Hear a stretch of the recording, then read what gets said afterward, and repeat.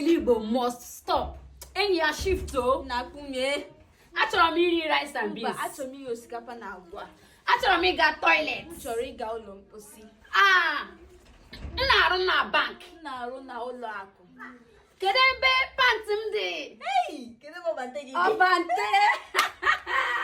Thank you, Sonyera. Enyi ya cool down. Enyi ya wee tobi. Phone m na-ring gị. Enwere m oke ekwentị. Ị dịkwa sure? Ijikwa n'aka. Enyi ya congrats. Ekele. Ịgbalịala. Testing. Choma bịa ebe a. Le.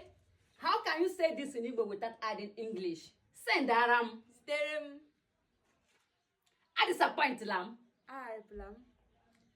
Ba inside. Ba n'ime. Hapụ that thing. Abịa ahụ. Chere there. Chere ebe ahụ. E blame lam. Atala m ụta. Ndewo, i mere nke ọma.